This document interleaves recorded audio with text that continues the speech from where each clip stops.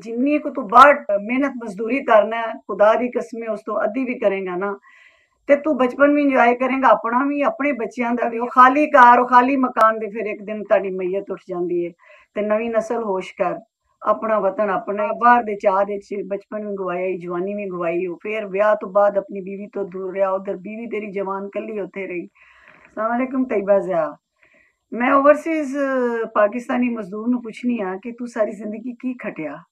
ਤੂੰ 18ਵੀਂ ਸਾਲ ਦਾ ਸੀ ਜਦੋਂ ਤੂੰ ਬਾਹਰ ਚਲਾ ਗਿਆ ਸਾਊਦੀ ਅਰਬ ਜਾਂ ਹੋਰ ਮੁਲਕਾਂ ਦੇ ਵਿੱਚ, ਕਤਰ, ਕੁਵੈਤ, ਇਟਲੀ ਜਾਂ ਜਿੱਥੇ ਵੀ ਤੂੰ ਗਿਆ ਮੈਂ, ਤੂੰ ਆਪਣੀ ਬਚਪਨ ਵੀ ਗਵਾਇਆ, ਤੂੰ ਆਪਣੀ ਜਵਾਨੀ ਵੀ ਗਵਾਈ। ਪਹਿਲਾਂ ਤੂੰ ਆਪਣੇ ਮਾਪਿਓ ਦਾ ਘਰ ਬਣਾਇਆ ਪਿੰਡ ਦੇ ਵਿੱਚ ਕਿ ਜੀ ਮੈਂ ਵੱਡਾ ਸਾਰਾ ਪੱਕਾ ਘਰ ਬਣਾਵਾਂਗਾ, ਇੱਕ ਹਵੇਲੀ ਨਵਾਂ ਤੇ ਪਿੰਡ 'ਚ ਸਾਡੀ ਸ਼ਾਨ ਹੋਏਗੀ। ਔਰ ਸਾਨੂੰ ਜਿਹੜੇ ਨਹੀਂ ਸਨ ਪੁੱਛਦੇ, ਕੱਲ ਨੂੰ ਗਰੀਬ ਕਹਿੰਦੇ ਸਨ, ਉਹ ਆਈ ਸਾਨੂੰ ਪੁੱਛਣਗੇ ਤੂੰ ਵੱਡਾ ਸਾਰਾ ਘਰ ਬਣਾ ਲਿਆ। ਫਿਰ ਤੂੰ ਦੋ ਵੱਡੀਆਂ ਭੈਣਾਂ ਦਾ ਵਿਆਹ ਵੀ ਕਰ ਦਿੱਤਾ।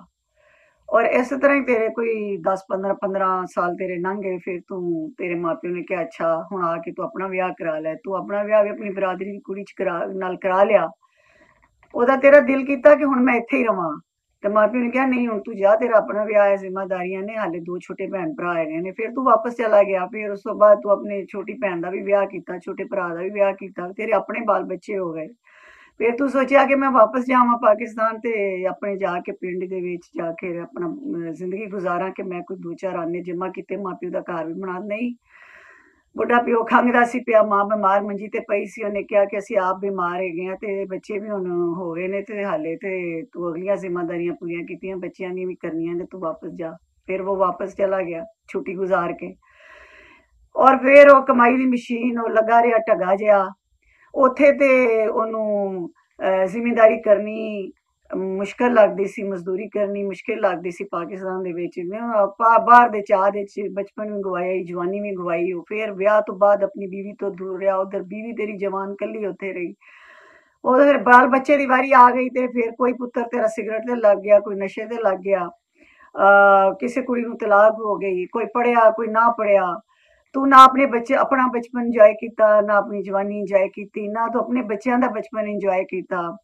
ਤੂੰ ਫਿਰ ਉਸ ਤੋਂ ਬਾਅਦ ਭੈਣ ਭਰਾ ਵਿਆਹੇ ਨੇ, ਮਾਂ ਪਿਓ ਦੀਆਂ ਦੁਆ ਦਾਰੂ ਕੀਤੀਆਂ, ਫਿਰ ਤੂੰ ਆਪਣੀਆਂ ਧੀਆਂ ਵਿਆਹਣ ਤੇ ਲੱਗਾ, ਪੁੱਤਰਾਂ ਵਿਆਹਣ ਤੇ ਲੱਗਾ। ਔਰ ਫਿਰ बीवी भी तेरी बीमार हो गई, किसी को टीबी हो गई, कैंसर हो, कई बीमारियां। और आप तेरा की सी अपने तू कदे हथ वेखे ने, तेरे हाथ वेख के तकलीफ होंदी है, जख्मी तेरे पैर ने, तेरा दिल उस तो वध जख्मी है। फिर तू बुढ़ा हो गया, कोई 60 70 साल का तू हो गया। ना तू अपनी इस दवाजी जिंदगी ने इंजॉय किया, ना तू अपनी उस रियाला ना डॉलर पाउंडा तू इंजॉय किया।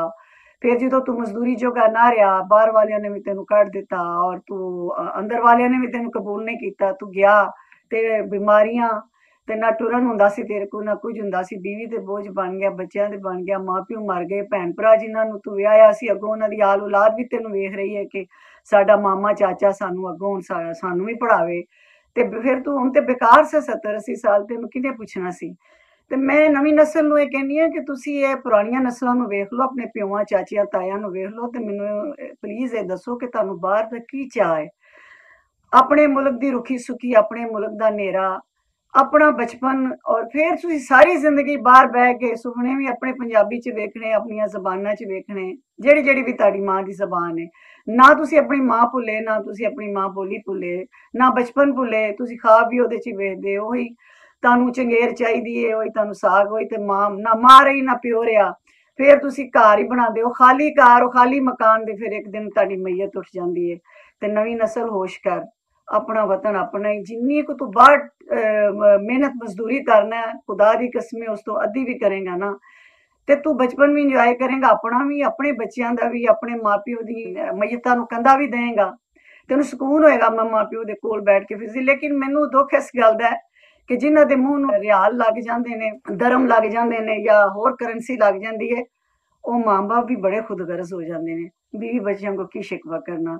मेरा ख्याल है तू ही अकल कर, बाहर दा ना छड़ दे, अपने मुल्क च जिऊं ते अपने मुल्क च मर। पाकिस्तान जिंदाबाद।